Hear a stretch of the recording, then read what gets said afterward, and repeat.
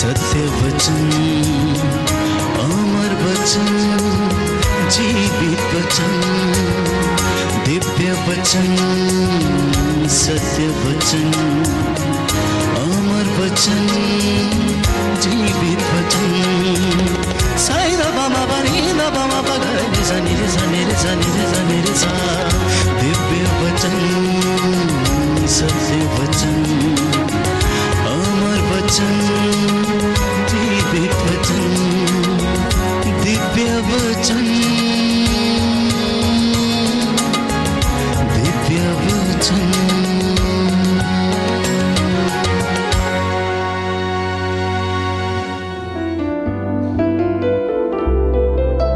Romeo का पत्र अध्याय 8 पद संख्या 36 और उससे आगे है।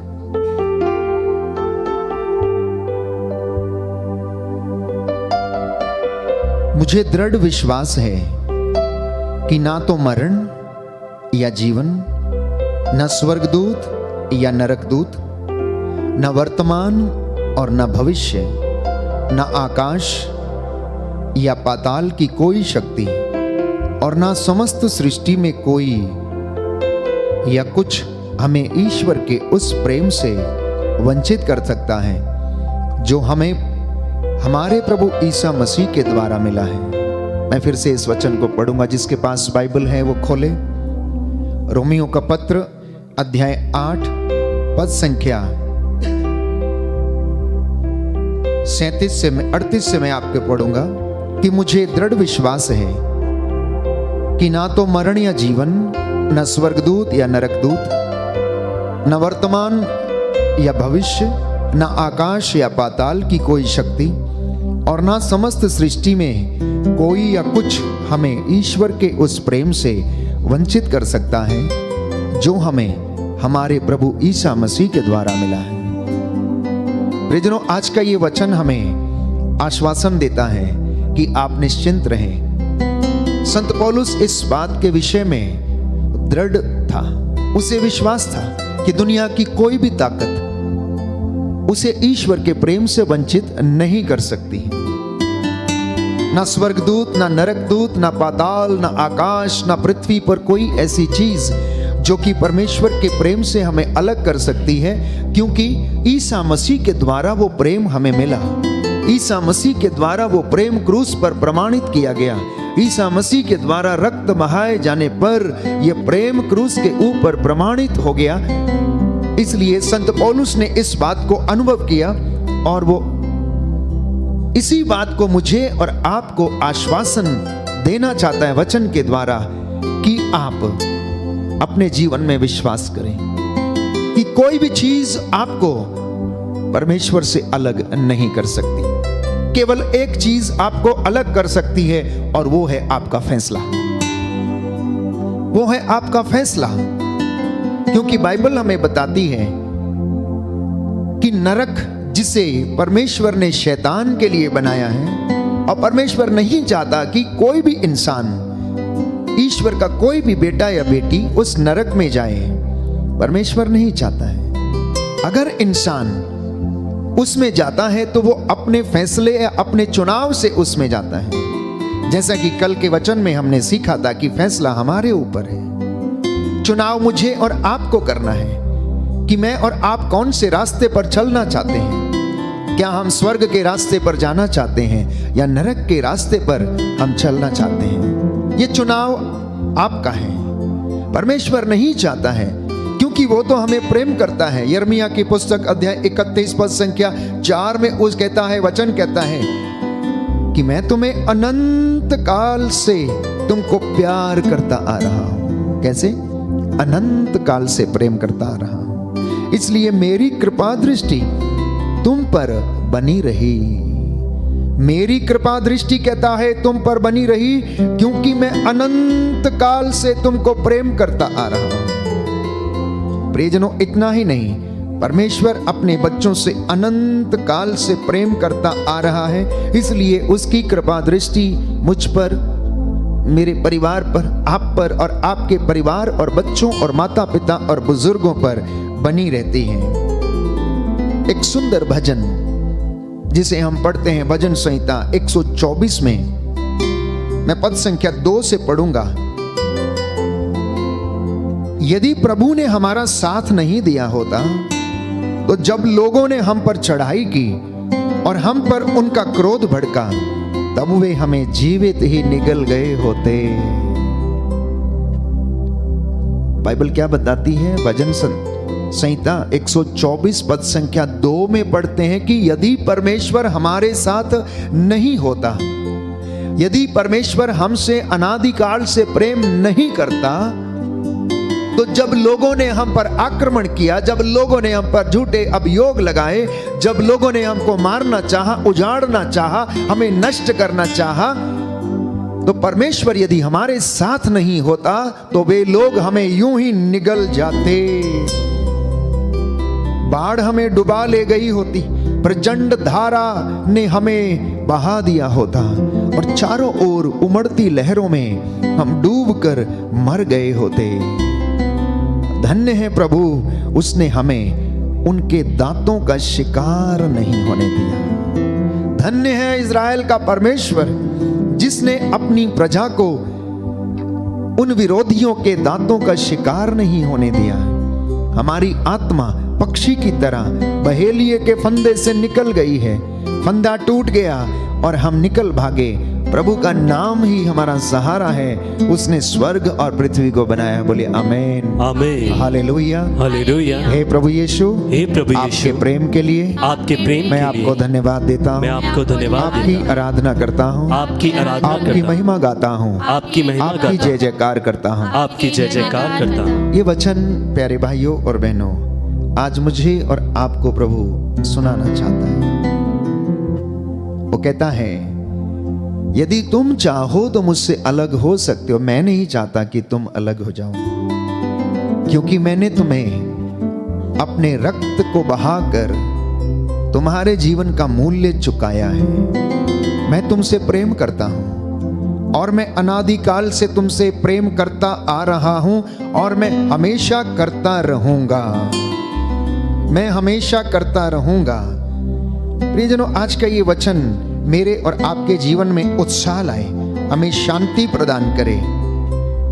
और बाइबल में बताती है कि परमेश्वर ने मेरे और आपके लिए अपने इकलौते पुत्र को प्रेम उसने निछावर कर दिया।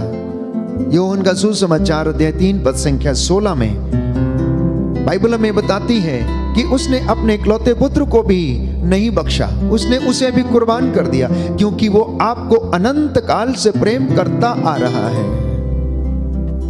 और हमेशा करता रहता है। वो चाहता है कि मेरा और आपका कल्याण हो, इसलिए उसने चाहा कि ईसा आपके और मेरे पापों के लिए प्रायश्चित करे। शैतान इस वचन को कभी सुनना नहीं चाहता है। वो नहीं चाहता है कि आप लोग इस वचन को जानें, आप इस वचन को पढ़ें, क्योंकि यदि आप जान जाएंगे तो वो जानता है कि ये लोग मेरे पास नहीं आएंगे। शैतान बिल्कुल नहीं चाहता कि आप इस बात को जानें, इसलिए वो आपको अलग रास्ते दिखाता है, अलग प्रकार के प्रलोभन देता है, क्योंकि उसे मालूम है यदि लोग जान गए क्या चीज, कौन सी बात, कि ना आकाश या पाताल की कोई शक्ति और ना समस्त सृष्टि में कोई वस्तु या कुछ हमें ईश्वर के उस प्रेम से वंचित नहीं कर सकता।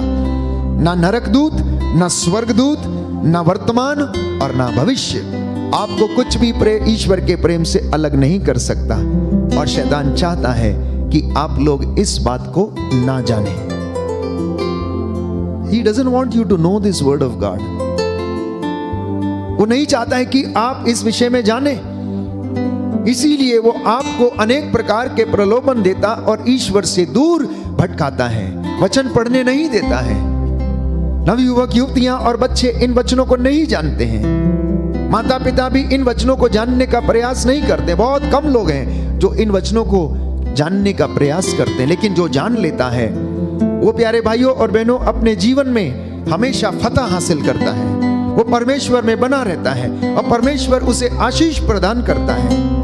इसलिए आज का वचन प्रभु ने हमें दिया है, हम वचन में पढ़ते हैं पतरस के पहले पत्र अध्याय 1 पद संख्या 18 में कि यीशु के लहू की कीमत पर आपको खरीदा गया है। यीशु के लहू की कीमत पर आपको खरीदा गया है। शैतान ये जानता है, शैतान ये जानता है, परंतु वो हारा हुआ है, परंतु वो हारा हुआ है। इसलिए वो नहीं चाहता है कि हम इस बात को स्पष्ट रूप से जाने पहचाने। वो काम सिर्फ इतना करता है, हमें लड़ाने की कोशिश करता है, खून बहाने, अत्याचार करने, हर प्रकार की बातों की। क्योंकि लोगों का जीवन अनेक प्रकार से अंधकार में रहता है, लड़ाई झगड़ों के द्वारा, खून बहाने के द्वारा, क्रोध के द्वारा। और ये बातें सबसे पहले प्यारे भाइयों और बहनों उत्पत्ति ग्रंथ में हम पढ़ते हैं, दो भाइयों के बीच में घटित हुई, काइन और हाबिल के बीच में। काइन और हाबिल अच्छी तरह से जानते थे कि ईश्वर को किस तरह से बलिदान चढ़ाया जाना चाहिए। पुरानी व्यवस्था में हम विश्वास पढ़ते हैं और बाइबल हमें बताती है और विश्वास दिलाती है कि बिना रक्त बहाए जाने से या छिड़के जाने से पापों की क्षमा नहीं मिल सकती थी। इसलिए याजक बलि चढ़ाए हुए मेमने का रक्त लेता था, लोगों पर छिड़कता था, उनके घरों पर छिड़कता था, ये विश्वास करते हुए कि इस रक्त के छिड़काए जाने से लोगों के पापों की शिफा उन्हें मिलेगी, उनके गुनाहों से उन्हें माफी मिलेगी। प्यारे भाइयों और बहनों, काइन और हाबिल ये सब जानते थे। काइन और हाबिल इन सारी बातों के विषय में कि किस तरह से प्रभु की आराधना करनी है, किस तरह से उसको दशमांश अर्पित करना, किस तरह से भेंट चढ़ाई जानी है। लेकिन फिर भी काइन ने क्या किया? काइन ने अपने कमाए हुए धन में से कुछ चीजें उसने ली। उसने संपूर्ण बलिदान अर्पित नहीं किया, उसने बलि का मेमना अर्पित नहीं किया। पुराने जमाने में जैसा कि विश्वास किया जाता था, लेकिन हाबिल ने अपने जानवरों में से एक पहलौठा मेमना लिया और उसे प्रभु को बलि चढ़ाया। अब परमेश्वर ने उसके बलिदान को स्वीकार किया, क्योंकि धारणा यह थी, क्योंकि परमेश्वर यह बलिदान पसंद करता था। काइन अपने भाई से ईर्ष्या करने लगा, क्रोध में आ गया। क्रोध के कारण उसने अपने भाई का वध कर दिया। और पहली बार उत्पत्ति ग्रंथ में पढ़ते हैं कि भाइयों में झगड़ा हुआ। पहली बार भाइयों में झगड़ा हुआ। काइन और हाबिल दो भाइयों में पहली बार झगड़ा हुआ, ईर्ष्या उत्पन्न हुई, एक दूसरे के प्रति क्रोध उत्पन्न हुआ, क्योंकि परमेश्वर ने हाबिल की भेंट को स्वीकार कर लिया था और काइन की भेंट को स्वीकार नहीं किया था। तो ये बात क्यों हुई? क्योंकि दोनों ने अपना निर्णय अपने आप लिया था। इसलिए मैंने आपसे कहा, आपका निर्णय आपको परमेश्वर से दूर लेके जा सकता है, आपका निर्णय आपको परमेश्वर के नजदीक ला सकता है, आपका निर्णय आपको नरक में डाल सकता है, आपका निर्णय आपको स्वर्ग में लेके जा सकता है। आपका एक निर्णय आपको परमेश्वर का अनुग्रह प्रदान कर सकता है। तो खून बहाने का सिलसिला, क्रोध करने का सिलसिला, लड़ाई झगड़े करने का सिलसिला काइन और हाबिल से शुरू हुआ, जैसा कि उत्पत्ति ग्रंथ में बाइबल हमें बताती है, और वो आज तक जारी है। वो आज तक जारी है। ये कहां से आया? सबसे पहले उसने, इब्लीस ने, शैतान ने आदम और हवा के बीच में जो प्रेम था, जो रिश्ता था, उसे प्यारे भाइयों और बहनों ईश्वर से उन्हें जुदा कर दिया और उनके घर में खलबली डाल दी। वो एक ऐसी आरामदायक जगह में रहते थे जहां पर परमेश्वर के अनुग्रह का और अभिषेक का आनंद लेते थे, लेकिन उसने उनको उनसे जुदा कर दिया और ये उनके निर्णय पर हुआ। शैतान यहां पर नहीं रुका, उसने जाकर काइन के मन में ऐसा भेद डाल दिया, ईर्ष्या का भेद, क्रोध का भेद उसमें डाल दिया, जिसने अपने भाई की हत्या कर दी। क्योंकि बाइबल यूहन्ना का सुसमाचार अध्याय 10 पद संख्या 10 के अनुसार हमें बताती है कि शैतान मारने, चुराने, नष्ट करने के लिए आता है। यीशु इसलिए आया ताकि आपको और मुझे, आप लोगों को जीवन मिले। तो यह सिलसिला लड़ाई झगड़ों का तब से आज तक जारी है।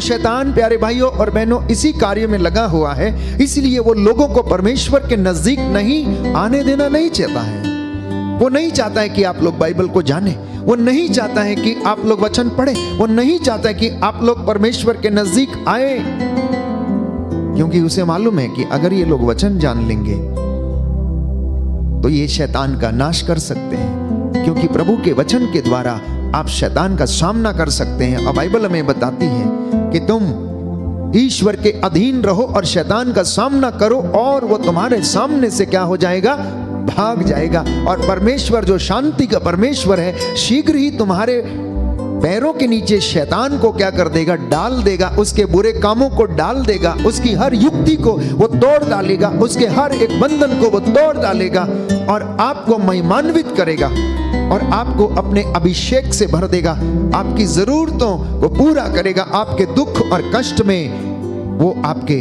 साथ रहेगा, क्योंकि प्रभु यीशु यही करने के लिए आया था। इसलिए एक सुंदर वचन हम पढ़ते हैं बाइबल में कि ये बलि किया गया, वध किया गया मेमना जो मोहरों को खोलने के योग्य है, हम उसी के द्वारा शांति प्राप्त करते हैं। एक सुंदर वचन प्रकाशित वाक्य अध्याय 5 में हम पढ़ते हैं। वैसे तो पूरा अध्याय पढ़ने के लायक है, हम इसको लाइन बाय लाइन पढ़ते हैं और देखते हैं कि परमेश्वर हमसे क्या बातें करना चाहता है। इसके बाद मैंने देखा कि सिंहासन पर विराजमान के दाहिने हाथ में एक लपेटी हुई पुस्तक है, जिस पर दोनों ओर लिखा हुआ है और जिसे 7 मोहरें लगाकर बंद कर दिया है। और मैंने एक शक्तिशाली स्वर्गदूत को देखा जो ऊंचे स्वर से पुकार रहा था, पुस्तक खोलने और उसकी मोहरें तोड़ने योग्य कौन है? किंतु स्वर्ग में, पृथ्वी पर या पृथ्वी के नीचे कोई ऐसा व्यक्ति नहीं मिला जो पुस्तक खोलने या पढ़ने में समर्थ हो। मैं फूट फूट कर रोने लगा। कौन था जो रोने लगा? योहन, जो कि ये विजन देख रहा था, जो दिव्य दृश्य देख रहा था। यह दृश्य उस समय का था जब स्वर्ग में पिता का सिंहासन लगा हुआ था और उस पर पिता विराजमान था और वहां पर एक लपेटी हुई पुस्तक रखी हुई थी। एक स्वर्गदूत वहां से जोर जोर से चिल्ला रहा था कि कौन इस पुस्तक की मोहरों को खोलेगा। तो योहन कहता है ऐसा व्यक्ति कोई भी ना मिला और वो फूट फूट कर रोने लगा, क्योंकि पुस्तक खोलने या पढ़ने योग्य कोई भी नहीं मिला। इस पर वयोवृद्धों में एक ने मुझसे कहा, मत रो, देखो यूदा वंशी सिंह दाऊद की संतति ने विजय पाई है। वह पुस्तक और उसकी मोहरें खोलने योग्य है। सुनिए ध्यान से, मत रो, देखो यूदा वंशी अर्थात यिशै के धड़ से एक टहनी निकलेगी और उससे इज़राइल के उद्धार का अंकुर फूट निकलेगा। और वो अंकुर था प्यारे भाइयों और बहनों यीशु मसीह, जो यूदा के वंश से निकला था, जिसको कि शेर की संज्ञा दी गई है, जिसको सिंह की संज्ञा दी गई है, दाऊद की संतान है, जिसने विजय पाई है। वह पुस्तक और उसकी मोहरें खोलने योग्य है। तब मैंने सिंहासन के पास के 4 प्राणियों और वयोवृद्धों के बीच खड़े एक मेमने को देखा। वह मानो वध किया हुआ तथा उसके 7 सींग और 7 नेत्र थे। ये ईश्वर के 7 आत्मा हैं, जिन्हें ईश्वर ने सारी पृथ्वी पर भेजा है। तब मेमने ने पास आकर सिंहासन पर बैठने वाले के दाहिने हाथ से पुस्तक ली। जब मेमना पुस्तक ले चुका तो 4 प्राणी तथा 24 वयोवृद्ध मेमने के सामने गिर पड़े। ये 24 लोगों की बात जो हो रही है, ये इज़राइल के 12 वंश और प्रभु के 12 चेलों के प्रतीक हैं। 4 प्राणियों की जो बात हो रही है, ये वे प्राणी हैं जिन्हें परमेश्वर ने अपने सिंहासन के पास रखा है। और प्रत्येक वयोवृद्ध के हाथ में वीणा थी और धूप से भरे स्वर्ण पात्र भी। ये संतों की प्रार्थनाएं हैं। वो ये कहते हुए गीत गा रहे थे, तू पुस्तक ग्रहण कर, उसकी मोहरें खोलने योग्य है, क्योंकि तेरा वध किया गया है। तूने अपना रक्त बहाकर ईश्वर के लिए प्रत्येक वंश, भाषा, प्रजाति और राष्ट्र से मनुष्यों को खरीद लिया है। अपना रक्त बहाकर प्रत्येक जाति, वंश, राष्ट्र, देश से हर एक प्रजाति से तूने क्या कर लिया है? मनुष्यों को खरीद लिया है। तूने उन्हें हमारे ईश्वर की दृष्टि में याजकों का राजवंश बना दिया है और वे पृथ्वी पर राज्य करेंगे। वे पृथ्वी पर राज्य करेंगे। तो मेरे सामने वह दृश्य चलता रहा और मैंने सिंहासन, प्राणियों और वयोवृद्धों के चारों ओर खड़े बहुत से स्वर्गदूतों की आवाज सुनी। उनकी संख्या लाखों और करोड़ों थी। स्वर्गदूतों की संख्या कितनी थी? लाखों और करोड़ों। लाखों और करोड़ों की संख्या थी और वे ऊंचे स्वर से कह रहे थे, बलि चढ़ाया हुआ मेमना सामर्थ्य, वैभव, प्रज्ञा, शक्ति, सम्मान, महिमा तथा स्तुति का अधिकारी है। तब मैंने समस्त सृष्टि को, आकाश और पृथ्वी के नीचे और समुद्र के अंदर के प्रत्येक जीव को यह कहते हुए सुना, सिंहासन पर विराजमान को तथा मेमने को युगान युग स्तुति, सम्मान, महिमा तथा सामर्थ्य। और चार प्राणी बोले आमीन। और वयोवृद्धों ने मुंह के बल गिरकर दंडवत किया। ये है हमारे प्रभु यीशु मसीह का महान सामर्थ्य और उसकी महिमा। ये महिमा पिता ईश्वर ने प्रभु यीशु को दी। धरती के ऊपर, आकाश के नीचे सारी मानव जाति को एक ही नाम दिया गया और वो नाम है ईसा मसीह। हर घुटना उसके नाम के आगे झुकेगा और हर जुबान बोलेगी कि ईसा ही प्रभु है। बोलिए आमीन, आमीन, हालेलुया, हालेलुया। हे प्रभु यीशु, हे प्रभु यीशु, आज के वचन के द्वारा, आज के वचन के द्वारा मेरे जीवन में शांति आ जाए, शांति आ जाए, उद्धार आ जाए, उद्धार आ जाए। Hallelujah, hallelujah, hallelujah, hallelujah, hallelujah, hallelujah. तो प्यारे भाइयों और बहनों, यूहन्ना के सुसमाचार में अध्याय 6 पद संख्या 56 में प्रभु का वचन हमें बताता है कि यदि कोई मेरा रक्त ना पिए और यदि कोई मेरा मांस ना खाए तो वह मुझ में निवास नहीं करता है। यदि कोई मुझे खाता है और पीता है तो वह मुझ में निवास करता है। यह रक्त बहुत महत्वपूर्ण था। पुरानी व्यवस्था में, जैसा मैंने आपसे जिक्र किया, कि ये धारणा थी कि बिना रक्त बहाए हुए पापों की क्षमा नहीं मिलती। और बाइबल इस बात को बार बार दोहराती है, बार बार स्पष्ट करती है। अब एक वचन हम पढ़ते हैं कि जब मिस्र की गुलामी से रात के समय स्वर्गदूत अपनी तलवार लेकर जब निकला तो वचन कहता है कि जिस जिस घर पर मेमने का रक्त लगा हुआ था वो घर छोड़ दिया गया था। ध्यान दीजिए, जिस जिस घर पर मेमने का रक्त लगा हुआ था वो घर छोड़ दिया गया था। इजराइलियों के किसी बड़े काम के द्वारा नहीं बचाया गया उन्हें। इजराइलियों के किसी अच्छे काम के द्वारा उन्हें नहीं छुड़ाया गया।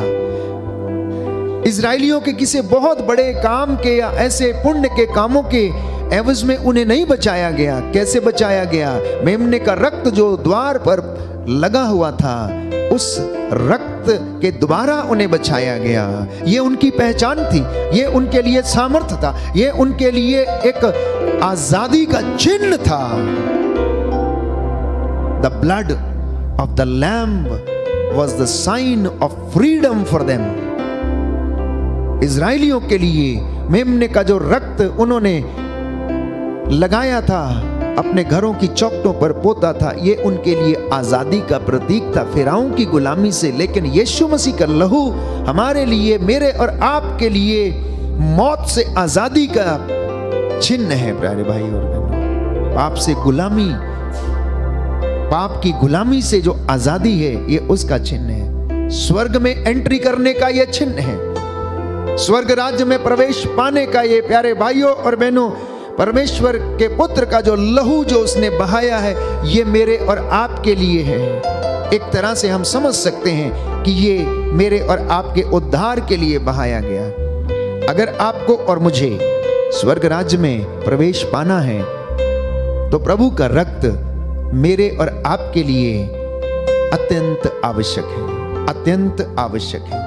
क्योंकि यीशु का लहू एक साधन है जिसमें प्रभु यीशु विश्वासियों के प्रायश्चित का कारण बन जाते हैं। क्योंकि रोमियो की पत्री अध्याय 3 पद संख्या 25 में हम पढ़ते हैं कि ईश्वर ने चाहा कि ईसा अपना रक्त बहाकर पाप का प्रायश्चित करें और हम विश्वास के द्वारा उसका फल प्राप्त करें।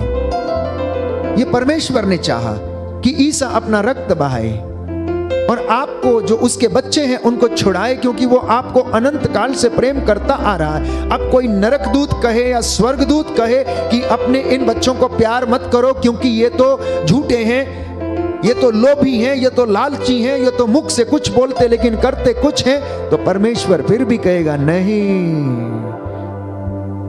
मैं इन्हें प्यार करना बंद नहीं करूंगा क्योंकि ये मेरे बच्चे हैं। मैं नहीं चाहता कि ये दूर चले जाएं, मैं इन्हें खोजने जाता हूं, मैं इन्हें वापस लेने के लिए जाता हूं। मैं नहीं चाहता कि ये नरक में जाएं, मैं चाहता हूं कि इनका कल्याण हो, मैं नहीं चाहता ये शैतान के चंगुल में फंस जाएं। परमेश्वर यही कहेगा, परमेश्वर यही कहेगा। इसलिए वो आपकी खोज में आता है। इसलिए वह महसूस करें, pay attention to the blood of Jesus.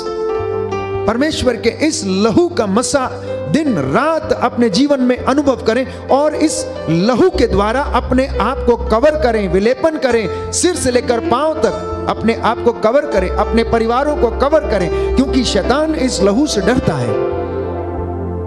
शैतान उसके वचन से डरता और कांपता है। कोई दुनिया में ऐसी चीज है जिससे शैतान डरता है तो केवल वो ये है परमेश्वर का वचन, परमेश्वर के 5 घाव, परमेश्वर के कोड़े, परमेश्वर की आत्मा, परमेश्वर का पवित्र लहू जो उसने बहाया है। जब हम इन्हें अपने जीवन में धारण करते हैं तो इसके द्वारा मेरे और आपके जीवन में उद्धार आता है। तो जब हम मसीह के रक्त के कारण धार्मिक माने गए तो हम निश्चय ही मसीह के द्वारा ईश्वर के दंड से बच जाएंगे।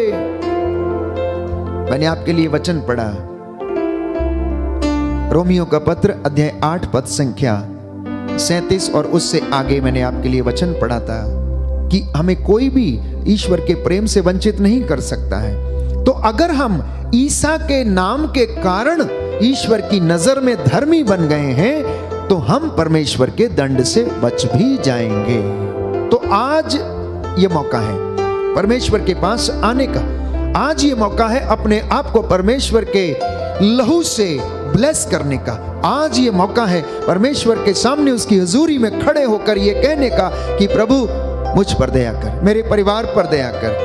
और यीशु का लहू आपको मुक्त करेगा, यीशु का लहू आपको आजाद करेगा हर प्रकार की बदकारी से, हर प्रकार की बुराई से वो आपको आजाद कर देगा। बोलिए आमीन, आमीन, हालेलुया, हालेलुया, हालेलुया, हालेलुया। क्योंकि यीशु का लहू प्यारे भाइयों और बहनों हमारे पापों की क्षमा प्रदान करता है। कलोसियों के पत्र अध्याय 1 पद संख्या 14 में हम पढ़ते हैं कि उस पुत्र के द्वारा हमारा उद्धार हुआ है, अर्थात हमें पापों की क्षमा मिली है।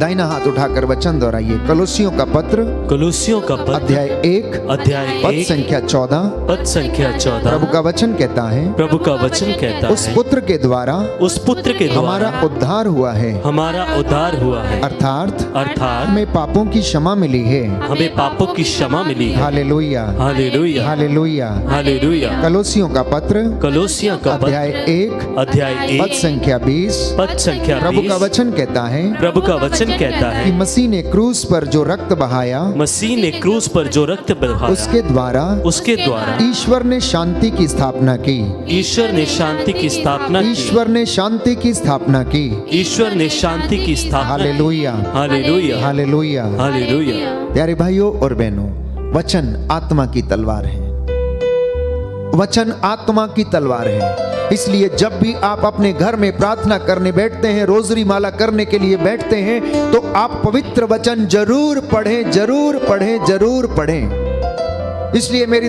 हर दिन की कोशिश ये रहती है कि मैं आप लोगों के साथ कुछ वचन साझा करूं, क्योंकि इस वचन में जीवन है, इस वचन में ताकत है। ये वचन आपको जीवन दे सकता है, ये वचन आपके पापों की क्षमा दिला सकता है, ये वचन आपको जीवन में आशान्वित कर सकता है, ये वचन आपके जीवन में उद्धार ला सकता है, ये वचन आपके जीवन में 100 गुना फल ला सकता है। क्योंकि बाइबल ये कहती है, जैसा कि हमने अभी अभी पढ़ा, कि परमेश्वर के वचन ने हमारे जीवन में शांति स्थापित की, प्रभु यीशु के लहू ने हमारे जीवन में शांति स्थापित की। इसलिए मसीहियों को वचन जानना है, जरूरी है। मैं कई बार कह चुका हूं कि बहुत सारे मसीहियों को शायद वचन से ताल्लुकात नहीं रखते हैं। वो कुछ प्रार्थनाएं बोलते हैं, पुण्य के काम करते हैं, हो सकता है बहुत बड़े बड़े दान करते हो सकता है बहुत बड़ी बड़ी दक्षिणाएं देते हो सकता है बहुत बड़े बड़े भंडारे लगाते हो, लेकिन वचन नहीं जानते हैं। याद रखिए, आपके किसी पुण्य के काम के एवज में आपको मुक्ति नहीं मिलेगी, लेकिन आपको विश्वास, पवित्रता और वचन के ज्ञान से आपको मुक्ति मिलेगी। इसलिए हर मसीह को वचन जानना है। अगर वो पढ़ा लिखा नहीं है तो वो सुन सकता है, इसलिए सुने, क्योंकि बाइबल हमें बताती सुनने से विश्वास उत्पन्न होता है, और जो सुना जाता है परमेश्वर का वचन है। जो पढ़े लिखे नहीं है वो वचन सुन सकते हैं, इसलिए वो वचन को सुने और उसे अपने जीवन में धारण करें। क्योंकि जब शैतान से हमारा सामना होता है, बुराई से, प्रलोभन से हमारा सामना होता है, तो ये वचन ही है जिसके द्वारा मैं और आप बुराई पर अधिकार लेते हैं, दूसरी किसी चीज से नहीं।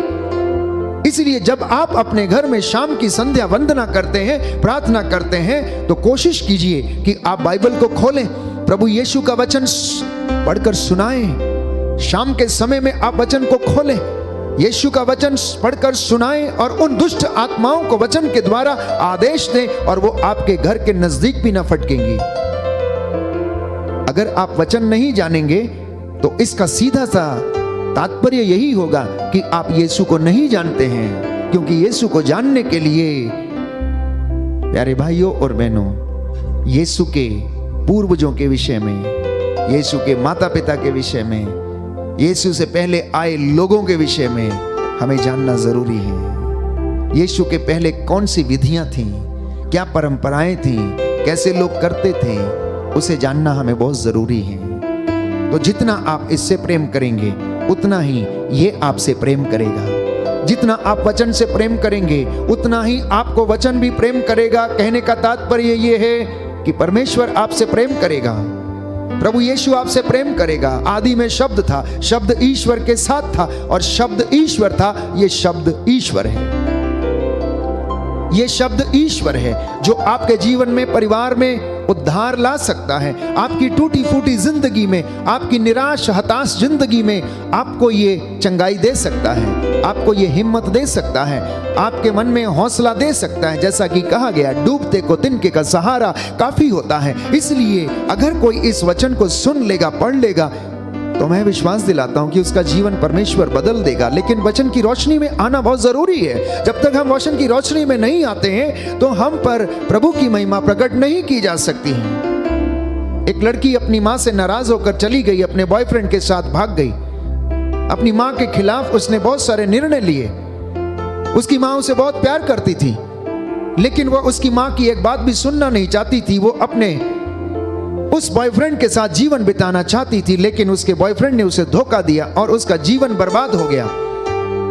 लेकिन जिस दिन से उसकी बेटी उस घर से चली गई थी, उसी दिन से उसकी मां ने घर के पीछे वाला दरवाजा खोल के रखा हुआ था उसके लिए, इसी इंतजार में कि कभी ना कभी भी वो लौट कर आएगी।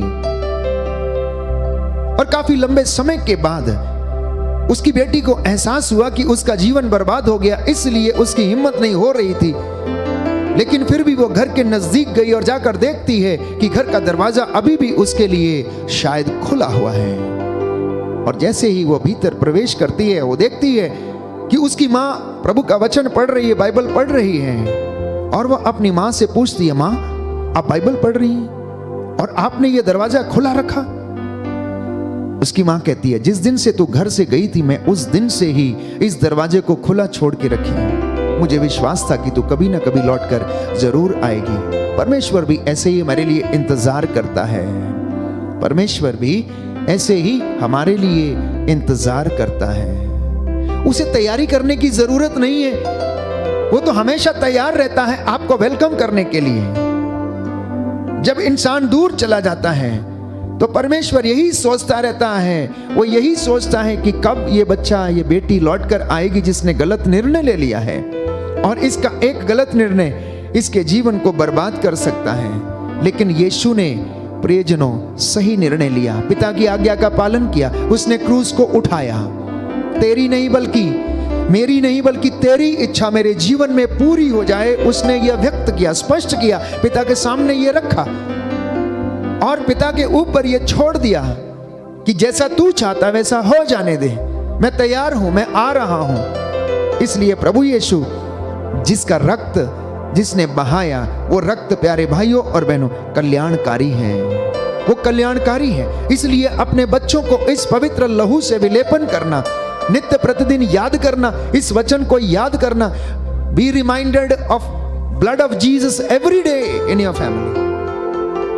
आपको अपने बच्चों को इस विषय में याद दिलाने की आवश्यकता है। तो यीशु का लहू बहुत सारे काम करता है। वो शांति की स्थापना करता है, हमें शुद्ध करता है, पापों से हमें आजाद करता है, गुलामी से उसने हमें बचाया, मृत्यु से उसने हमें बचाया। परमेश्वर का वचन जिस तरह से हमें उद्धार देता, मुक्ति देता है, उसी रक्त के बहाए जाने से मुझे और आपको मुक्ति मिली है। प्यारे भाइयों और बहनों, परमेश्वर के वचन के द्वारा और यीशु के लहू के द्वारा मैं और आप पिता के नजदीक आते हैं और स्वर्ग राज्य में हम प्रवेश कर सकते हैं। Hallelujah, hallelujah. हे प्रभु यीशु, हे प्रभु मैं यीशु, विश्वास करता हूँ, मैं विश्वास करता हूँ आपका लहू आपका लहू सामर्थ्य देता है, सामर्थ्य देता शुद्ध है, करता है, शुद्ध करता है, पवित्र करता है। पवित्र करता है। Hallelujah, hallelujah, hallelujah, hallelujah. हे प्रभु यीशु, हे प्रभु मैं यीशु, विश्वास करता हूँ, मैं विश्वास करता आपका हूँ पवित्र लहू आपका पवित्र मेरे लहू पापों को मेरे पापों धो को डालता है। धो डालता है। Hallelujah, hallelujah, hallelujah. हालेलुया। प्रकाशना ग्रंथ अध्याय 7 पद संख्या 14 में हम पढ़ते हैं कि ये वे लोग हैं जो महासंकट से निकलकर आए हैं, इन्होंने मेमने के रक्त में अपने वस्त्र धोकर उजले कर लिए हैं। ये वे लोग हैं जिन्होंने मेमने के रक्त से क्या कर दिए? अपने वस्त्र धो लिए और उजले हो गए हैं। ये लोग, इन्होंने मसीह के लिए अपने प्राणों को निछावर कर दिया और मसीह का लहू जो हमें निरंतर शुद्ध करता, पापों से शुद्ध करता, आजाद करता है।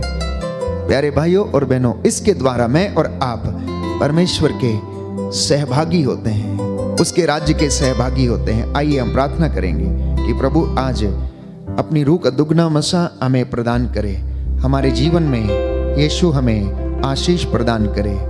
हम इस वक्त प्रभु से कहें कि प्रभु मुझे आप ही चाहिए, आपकी हजूरी चाहिए, आपके बगैर मैं कुछ भी नहीं हूँ, आपके बगैर मैं किसी काम का नहीं हूँ। हे प्रभु यीशु, तेरा लहू जो पापों को धोता है, बंधनों को तोड़ता है, इस वक्त मैं अपने शरीर पर विलेपन करता हूँ, अपने माता पिता पर विलेपन करता हूँ, बच्चों पर विलेपन करता हूँ, बिजनेस पर विलेपन करता हूँ, सारे रोगों से हमें शुद्ध करता है।